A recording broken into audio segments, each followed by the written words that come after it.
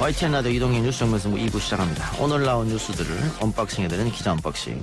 한국경제 이상은 기자 나왔습니다. 어서 오십시오. 예, 안녕하세요. 자, 지난 3일 우리 방송에도 출연했던 분입니다. 민주당의 2호 영입인재 원정근 씨. 오늘 하루 종일 검색어 상위에 올랐던데 어떤 일이 있었습니까? 예, 이분을 이제 한 달 전에 민주당이 두 번째 인재로 영입을 하셨죠. 이남자라고 해서 예. 20대 남성 원종건 씨인데 그분의 전 여자친구라고 자기를 소개한 어떤 분이 어제 온라인 커뮤니티에 원 씨로부터 본인이 데이트 폭력을 당했다. 원하지 않는 성행위를 비롯해서 여러 가지 폭력적인 일들이 많았다. 그분이 이제 뭐 나와서 뭐 페미니즘 이야기도 하고 이랬지만 실제로는 굉장히 다른 사람이라는 그런 폭로글을 올렸어요. 그래서 이제 그때 그냥 글만 올린 게 아니고 자기를 뒷받침할 만한 어떤 피해 사진들하고 또 뭐 예. 카카오톡 대화 캡처 내용 이런 거를 올렸기 때문에 워낙 자세해서 굉장히 좀 폭발력이 컸습니다. 뭐 사람들이 믿지 않기가 조금 어려운 상황이었죠. 원정근 씨가 기자회견을 가졌죠. 네, 오늘 오전에 긴급 기자회견을 열었습니다. 근데 예정보다 약간 일찍 시작했다고 그래요. 한 2분 정도 일찍 시작을 했고요. 한 5분 만에 아까 이제 시작하실 때도 그 내용을 좀 틀어주셨지만 그 얘기를 자기 얘기를 쭉 하시고 그냥 그대로 질문 같은 건 받지 않고 떠나버리셨다고 그러고요. 그 자리에서 한 얘기들은 이제 미투 그 폭로 내용은 전면 부인하는 것으로 이건 전부 다 사실이 아니고 파렴치한 사람으로 몰려서 참담하다. 그리고 하지만 나는 이제 물러나겠다. 왜냐하면 논란이 된 것만으로도 내가 민주당에다가 누를 끼쳤으니까. 예. 네, 그리고 또 선거 목전에 있는데 아무리 억울함을 토로해도 진실 공방 자체를 하는 게 부담 아니냐. 뭐 이런 이야기를 하면서 나갔습니다. 예. 기자 질문은 받지 않고 사실은 아니다. 다만 당에 영향을 줄 수 있으니까 부담을 줄 수 있으니까 물러나겠다. 네, 이거네요. 네네. 그럼 앞으로도 진실 공방은 계속 되겠네요. 그럴 것 같기는 합니다. 근데 이제 그 폭로 글 자체가 예. 뭐 사실적시 뭐 이런 거에 걸리더라도 나는 이걸 계속 하겠다고 했으니까 아마 공방이 좀 있을 것 같습니다. 관련해서 뭐 추가적인 무슨 폭로가 또 있을 수도 있다는 그런 분위기도 있고요. 뭐 근데 그건 알 수 없는 거니까요. 예.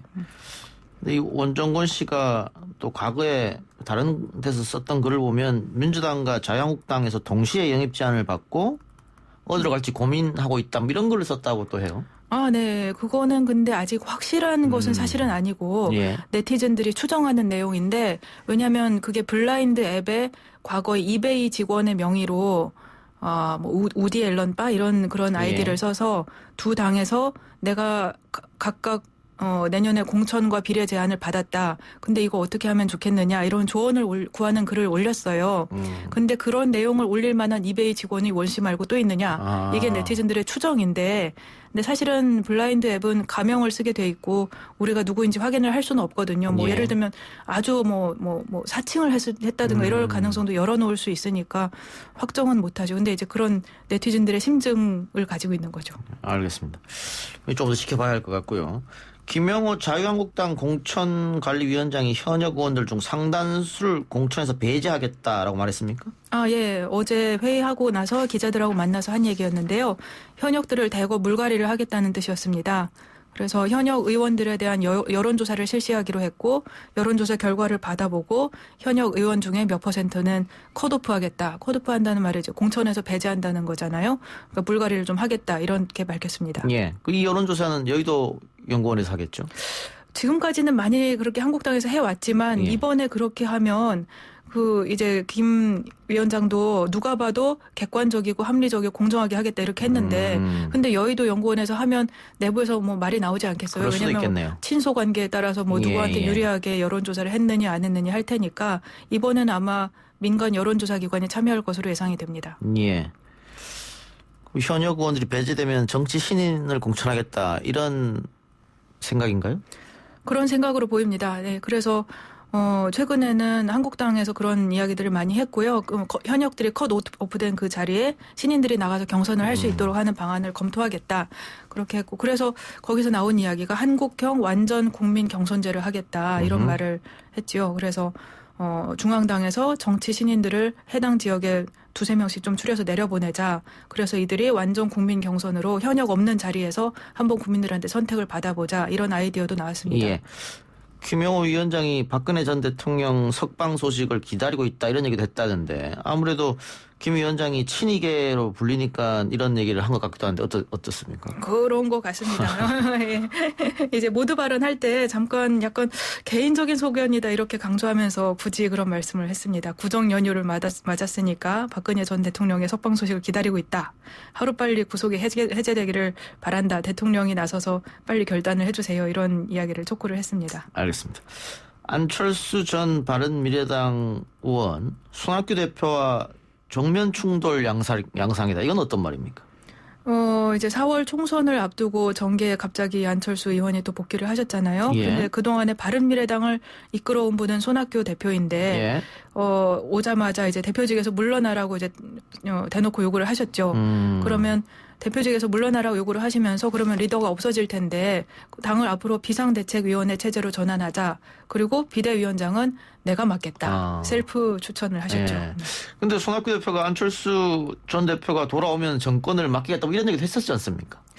그런데 지금 분위기는 전혀 그와 완전히 반대입니다. 왜냐하면 이제 뭐 프로세스가 있을 수도 있었겠죠. 손 대표가 물러나겠다는 뭐 말씀을 하셨다 하더라도 이제 어떤 절차를 밟아서 하기를 바랬었을 텐데 오늘 오후에 기자회견을 하셨어요. 근데 뭐라고 하셨냐면 안철수 전 의원의 요구가 그동안 유승민계 의원들이 했던 그런 의원들이 저를 내쫓으려고 했던 얘기하고 똑같고 이게 무슨 바른미래당을 본인이 만들었다 하더라도 개인 회사의 오너인 것처럼 근데 전문 경영인 CEO를 해고 통보하듯이 일방적으로 통보를 할 수 있느냐.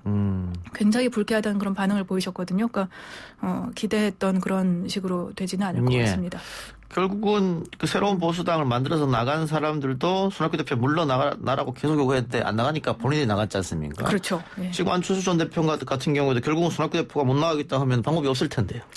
신당 창당을 그래서 생각을 하실 거라고 많이들 얘기를 하고 있는데 걸림돌이 없는 건 아닙니다. 왜냐하면 지금 이 안철수계 의원들 중에 권은희 의원을 제외하고 나머지는 다 비례대표라서 탈당을 하면 의원직을 상실하게 되거든요.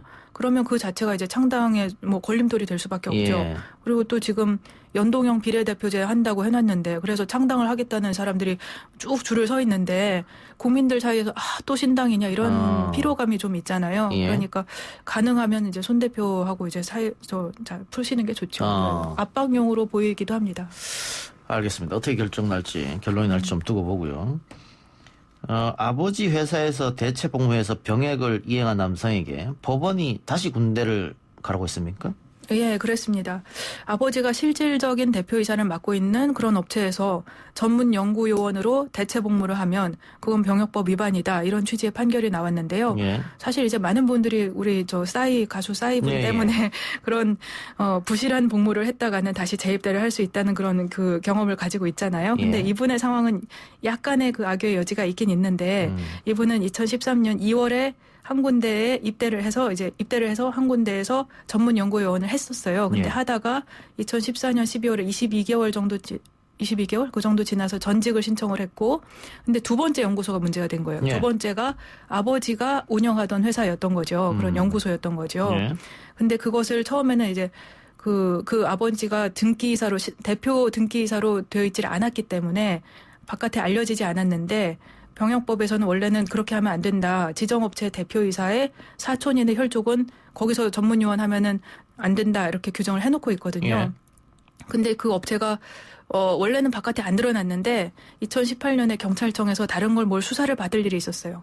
그러다가 이게 얻어 걸린 거죠. 그래서 이 부자의 병역법 위반 혐의가 있다는 것을 적발하고 이것은 안 된다. 재입대를 하라. 이렇게 요구를 했죠.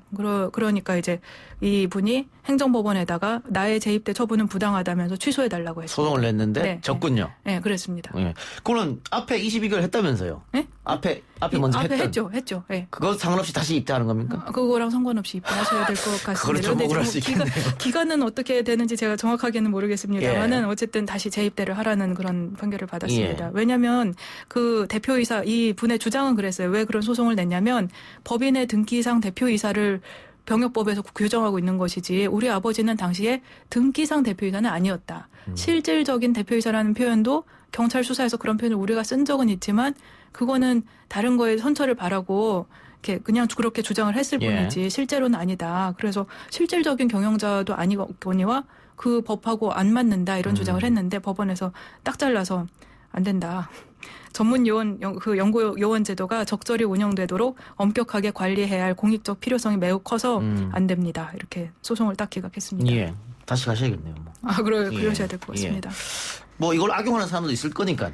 그럴 수도 있죠. 왜냐하면 아버지가 잠깐만 대표이사 물러났다가 그렇죠. 그 기간 끝나고 다시 돌아오고 이러면 곤란하죠. 아무래도. 예. 하나만 더 해보고 마칩시다. 네. 라임 자산운용 사태로 인한 파장이 갈수록 커져가고 있는데 다른 자산운용사에서도 펀드런이 나서 환매를 중단한 사태가 벌어졌다고요? 예, 그렇습니다. 유망한 벤처기업에 집중 투자하는 알펜루트 자산운용이라는 회사가 있어요. 예. 근데 그 회사에서 운용하고 있던 헤지펀드 3개에 대한 환매를 당분간 중단한다. 그러니까 환매를 연기하는 결정을 내렸다고 오늘 발표했습니다. 예. 이런 일이 일어난 이유는 뭡니까? 이런 일이 일어난 원인은 이제 이 회사가 일단 어떤 회사인지를 먼저 좀 봐야 되는데 예. 라임하고 똑같다고 하면 굉장히 아마 조금 억울할 회사입니다. 한 운용자산 한 1조 원 정도 되고요. 여러분들이 아시는 이제 방탄소년단 BTS 소속사인 빅히트 엔터테인먼트 그리고 뭐 새벽 배송하는 마켓컬리 이런 유망한 비상장사에 주로 투자를 하는 사모펀드 운용회사예요. 예. 그래서 이제 뭐 그 1호 펀드가 굉장히 유명한데 몽블랑 알펜루트라서 몽블랑인데 그게 굉장히 누적 수익률도 좋고 그러거든요. 예. 그리고 한 10억 원짜리도 되고. 근데 이제 거기다가 투자를 했으면 좀 전에 이제 BTS 그런 운용 그 소속사 이런 데다가 투자했다고 했잖아요. 예. 그럼 유동성이 낮은 자산에 투자한 거죠. 예. 그걸 언제든지 내가 투자한 자산을 돌려주세요. 그러면 BTS가 그 빅히트 엔터테인먼트가 네 알겠습니다 고객님 이러면서 돌려줄 수는 없는 돈이잖아요. 예. 그런 데다가 투자를 해놨는데 그런데 개방형 펀드로 운영을 했어요. 예. 개방형 펀드라는 무슨 말이냐면 고객이 내 돈을 투자한 돈을 지금 돌려주세요. 여러분이 이제 주식 투자했다가 환매하고 싶으면 언제든지 하잖아요. 그렇죠. 그런 식으로 개방형 펀드로 운영을 했더니 이게 그 미스매치가 발생을 했을 때는 유동성 위기가 나오고 그래서 펀드런이 벌어지는데 여기서 약간 더 이제 복잡한 얘기는 그 트리거가 있었습니다. 그런 위기를 촉발한 그 총수익 스와프라는 그런 계약이 있었고 근데 그 증권사들한테 펀드 자산을 담보로 돈을 빌리는 그런 대출과 같은 일종의 그런 계약인데 그 거래를 했던 것이 이제 대형 증권사들 중에 일부가 알펜루트 자산운용한테 우리 TRS 한 거 이거 안 되겠다. 그냥 빨리 돈을 돌려주세요. 예. 이렇게 요청을 했어요. 그래서 그 TRS 계약을 해지하자고 하는 것이 트리거가 되어서 고객들로부터 이제 이 회사가 유동성에 압박을 받게 된 거죠. 그래서 펀드를 근데 한꺼번에 다 돌려줄 수 있는 그런 거는 안 되거든요. 모든 펀드들이 예를 들면 나는 100억 원을 돌려줄 수 있는 여지가 있는데 갑자기 500억 원, 600억 원 돌려달라. 그러면 이제 다 돌려줄 수가 없으니까 잠깐 중단. 여러분에게 모두 다 돌려줄 수 없으니까 나중에 하겠습니다. 이렇게 하게 된 겁니다. 이게 뭐 더 들어가자면 상당히 사실 좀 복잡한 이야기들이 많이 있긴 한데 대충 그렇게 복잡하네요. 시간이 얼마나 있을지 잘 모르겠습니다. 예. 그러니까 어쨌든 여기에 투자한 분들은 돈을 못 돌려받을 수도 있겠다 그런 거잖아요. 근데 이제 라임하고는 조금 상황이 다른 것이 이 회사는 비교적 정상적인 회사예요. 아직까지 알려진 바로는 뭐 불법적으로 운영하거나 이런 것도 없고 TRS 계약을 중단하겠다라는 증권사들의 통보가 없었더라면 그게 21일 지난주 20일, 22, 23에 몰렸는데 그런 예외적인 상황이 없었더라면 사실 라임 사태가 벌어진 다음에 고객들의 신뢰를 초반에는 모든 사모펀드에 대해서 고객들이 다 신뢰를 하지 않고 다 돈을 돌려달라 하는 와중이었거든요.